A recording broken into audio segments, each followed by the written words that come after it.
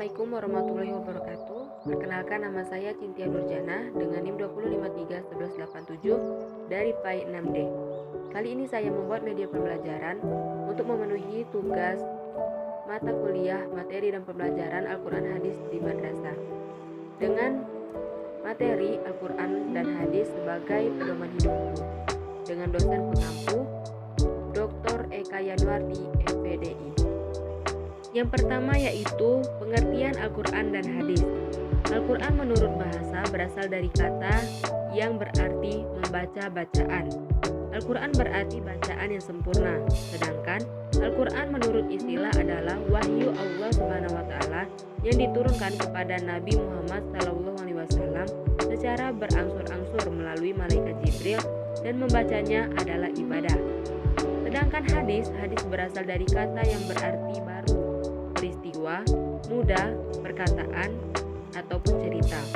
Adapun menurut istilah, hadis adalah segala sikap, perkataan, perbuatan, dan penetapan atau persetujuan Rasulullah SAW, sunnah Nabi di dalam hadis yang dihafalkan, disebarkan, dan ditradisikan oleh para sahabat, tabi'in, dan ulama. Secara harfiah, hadis berarti jalan hidup yang dibiasakan, berita, perkataan yang dihafalkan, disebarkan, dan ditradisikan oleh para sahabat, tabi'in, dan ulama. Selanjutnya yaitu keistimewaan Al-Quran. Sebagai pedoman hidup umat manusia, Al-Quran memiliki beberapa keistimewaan dan kelebihan dibanding kitab-kitab suci lainnya.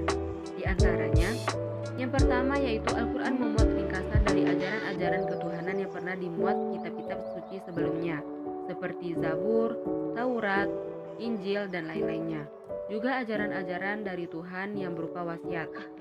Al-Quran juga mengkokohkan perihal kebenaran yang pernah terkandung dalam kitab-kitab suci terdahulu.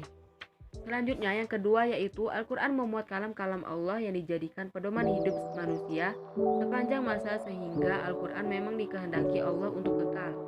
Yang ketiga, Al-Quran adalah sumber ilmu pengetahuan.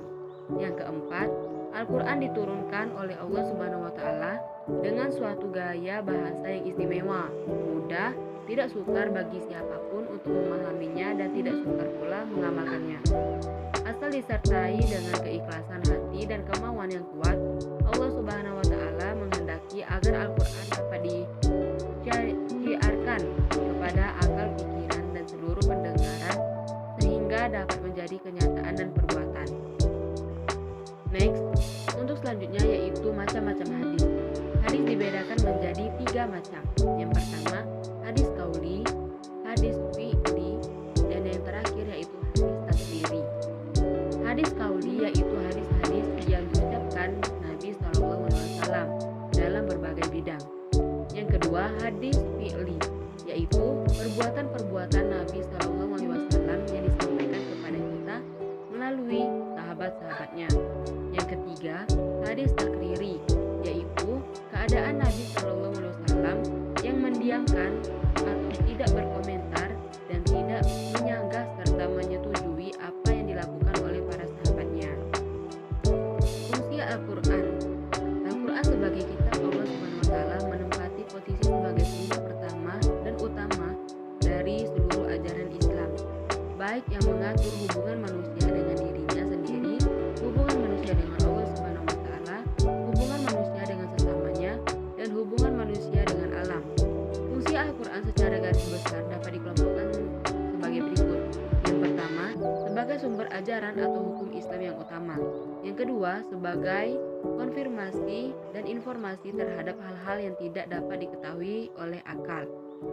Yang ketiga yaitu petunjuk hidup manusia ke jalan yang lurus tentang berbagai hal, walaupun petunjuk tersebut terkadang bersifat umum yang menghendaki penjabaran dan perincian. Yang keempat yaitu sebagai pengontrol dan pengoreksi terhadap ajaran-ajaran masa lalu, yaitu Injil, Zabur, dan Taurat. Selanjutnya yaitu fungsi hadis.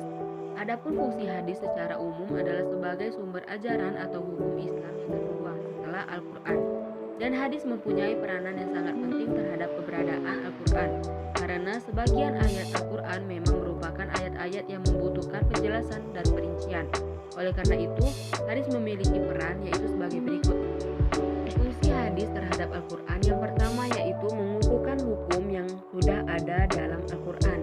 Yang kedua, memerinci ayat Al-Quran yang global. Yang ketiga, menetapkan hukum yang belum terdapat dalam Al-Quran. Serta yang keempat, yang terakhir, membatasi keumuman ayat dalam Al-Quran. Oke, mungkin itu saja yang bisa